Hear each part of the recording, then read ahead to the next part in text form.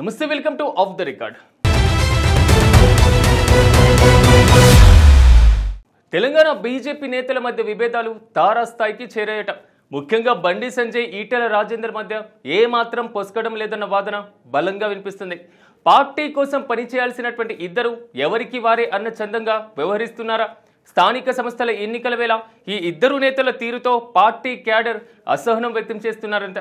ఇక ఇద్దరి మధ్య సఖ్యత కుదిరించాల్సినటువంటి పార్టీ పెద్దలు సైలెంట్గా ఉండడం ఏంటని ప్రశ్నిస్తున్నారట.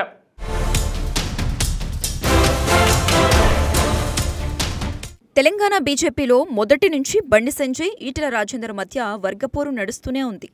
ఇద్దరూ బలమైన బీసీ సామాజిక వర్గానికి చెందినవారు కావడంతో ఎవరిని అంటే ఎవరికి కోపం వస్తుందో అర్థం కాని పరిస్థితి ఉంది.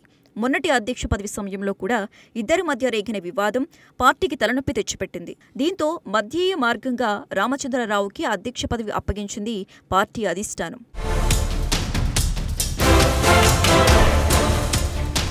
ఇక జూబ్లీహిల్స్ ఉప ఎన్నిక సమయంలో కూడా అటు బండి సంజయ్, ఇటు ఈటెల రాజేందర్ ఎవరికి వారే అన్నచందంగా వ్యవహరించారు. పార్టీ ప్రకటించిన 40 మంది స్టార్ క్యాంపెయిన్ జాబితాలో ఉన్న వీరిద్దరూ మొదటి వారం రోజులు ఏమాత్రం బయటకు రాలేదు. చివరి రోజుల్లో మాత్రమే బండి సంజయ్ హడావిడి చేశారు. ఇక ఈటెల కూడా టచ్ మీ నాట్ అన్న చందంగా ఏదో కొన్ని వార్డుల్లో తిరిగి మమా అనిపించారు.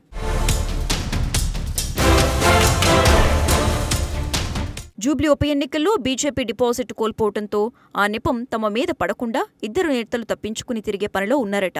అభ్యర్థి ఎంపిక నుంచి ప్రచారం మొత్తం భుజాన వేసుకున్న కిషన్ రెడ్డికి పార్టీలో నేతలెవరూ సహకరించలేదన్న ప్రచారం కూడా ఉందట. అంతేకాదు, ఎన్నిక ప్రచారంలో భాగంగా మత రాజకీయాలు ఏంటని ఈటెల ప్రశ్నించడంపై బండి సంజయ్ సీరియస్ అయ్యారట. హిందుత్వం వదులుకుంటే తాను లేనట్లేనని క్లారిటీగా చెప్పారట.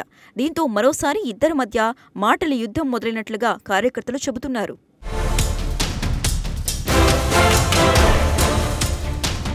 ఇదంతా ఒకెత్తైతే బీజేపీ పాలసీ మీదే ఈటెల రాజేందర్ చేస్తున్న కామెంట్లు పార్టీ శ్రేణుల్లో కలవరం రేపుతున్నట్లుగా తెలుస్తోంది. బీజేపీ పెద్దలు మత రాజకీయాలు, డివిజన్ పాలిటిక్స్ మానుకోవాలని ఈటెల రాజేందర్ చెప్పినట్లుగా ప్రచారం జరుగుతోంది. అలాగే తెలంగాణలో ఈ రాజకీయాలు వర్కౌట్ కావని ఈటెల చెప్పటం పార్టీలో గందరగోళం నెలకొన్నట్లు తెలుస్తోంది. దీనిపై బండి వర్గం ఇప్పటికే కౌంటర్ మొదలుపెట్టినట్లు పార్టీలో ప్రచారం జరుగుతోంది. బీజేపీ మూల సిద్ధాంతం మీద నమ్మకం లేని వాళ్లు పార్టీలో మనుగడ సాగించలేరంటూ ఎదురుదాడి చేస్తున్నారు.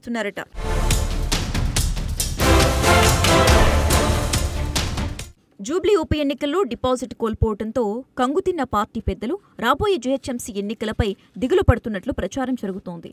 పార్టీ కోసం పనిచేసే క్యాడర్ రెడీగా ఉన్న నేతల తీరే ఇప్పుడు పార్టీ అభిమానులకు ఇబ్బంది మారినట్లు తెలుస్తోంది. గత ఎన్నికల్లో 8 మంది ఎమ్మెల్యేలు, 8 మంది ఎంపీలు గెలిచినా పార్టీని బలోపేతం దిశగా ఒక్కరు కూడా పనిచేయటం లేదన్న ప్రచారం కూడా పార్టీలో బలంగా నడుస్తోంది. పరిస్థితి ఇలాగే కొనసాగితే గనక రాబోయే స్థానిక సంస్థల ఎన్నికలే కాదు, తెలంగాణ శాసనసభ ఎన్నికల్లో పార్టీ దారుణంగా దెబ్బతినటం ఖాయమని కాషాయ పార్టీ కార్యకర్తలు వాపోతున్నారట.